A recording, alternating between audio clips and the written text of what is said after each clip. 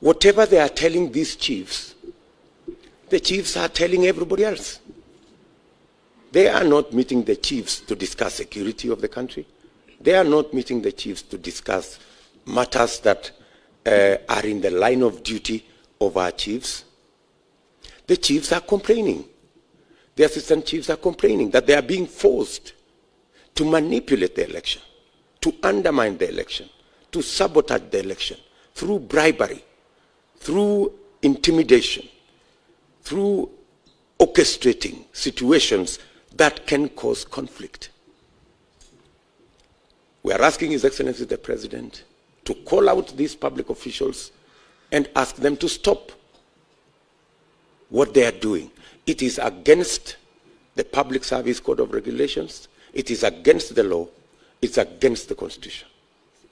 Public officials are supposed to serve Kenyans in their responsibility and in their course of duty fairly, irrespective of which Kenyan belongs to which side of the political divide.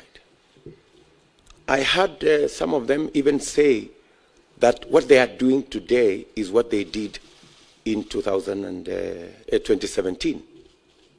I want to tell them two things. I was part of the Jubilee campaign in 2017. We never engaged the chiefs or public officials in our campaigns. There was no chief like I see today on a campaign lorry campaigning for whatever side of the political divide. This has degenerated to a new law in Kenya.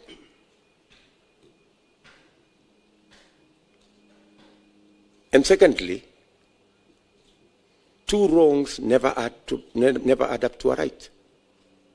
Assuming even what they are saying is true. It is wrong. Whether it was done before or whether it was not done before, it is still wrong. So I want to ask public servants, all public servants in Kenya, to refuse the blackmail and the intimidation that they are being subjected to try and help the failing Azimio campaign. Chiefs, their assistants, members of the should know that their jobs are protected by the Constitution. And even if anybody takes action against them for refusing to participate in illegal activity, they can rest assured that their jobs will be safe because their jobs are secured by the Constitution. Any illegal action taken against any public official for refusing to participate in illegal campaigns, and we want to assure all public servants that the Constitution will protect them and we will protect them to do the right thing. The current recruitment by chiefs of people around polling stations so that they can facilitate the bribery and the undermining and the sabotage of the Constitution must stop.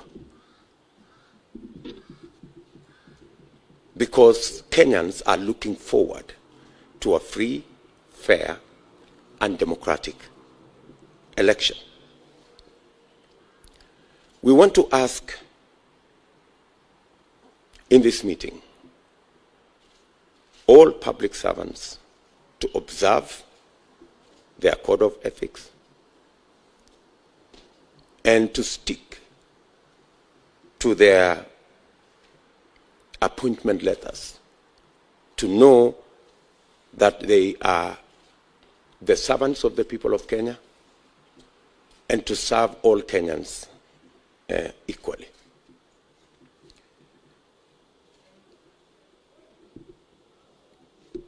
I also want to ask the IEBC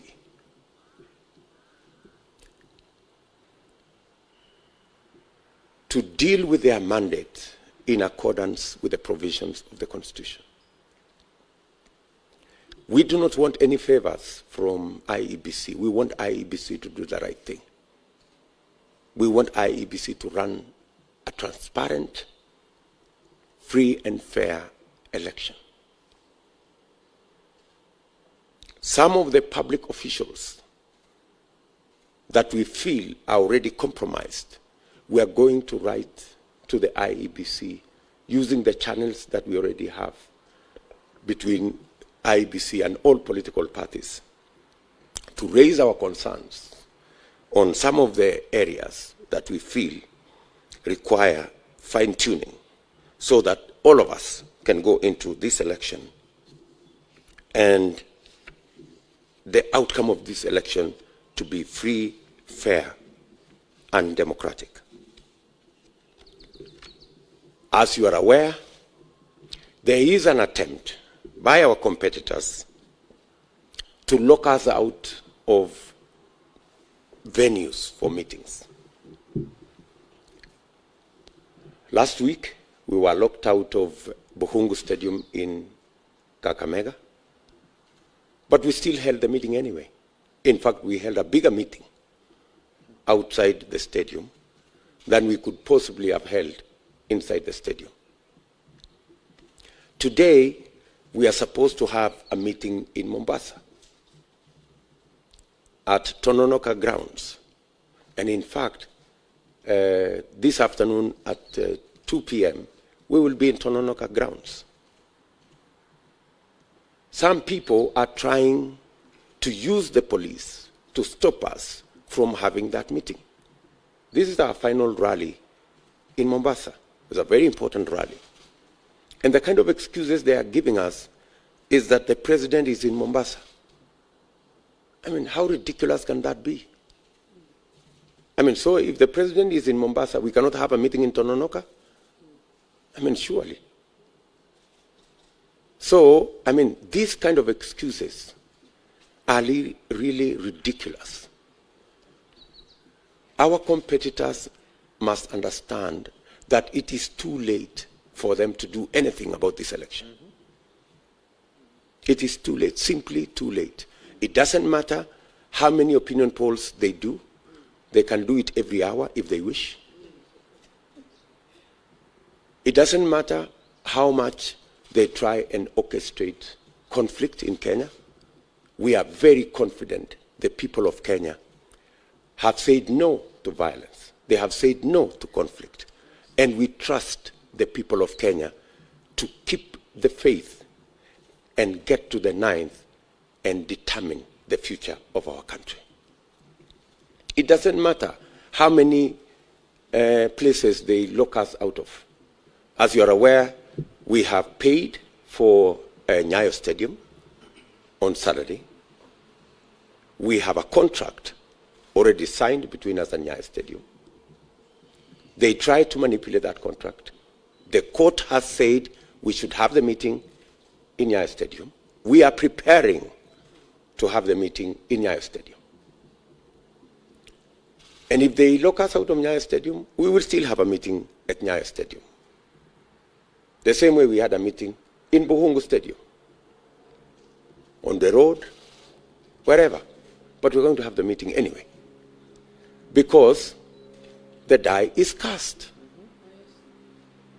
The people of Kenya have made a choice.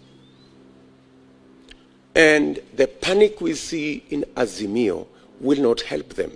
All we are asking His Excellency the President, with tremendous respect, is not to allow the country to face unnecessary conflict because the Azimio project has collapsed. It has collapsed, and there is nothing he can do about it. So, we are asking the country to be calm. Despite the games, despite the orchestrated situations around the country, we want to ask Kenyans to be calm.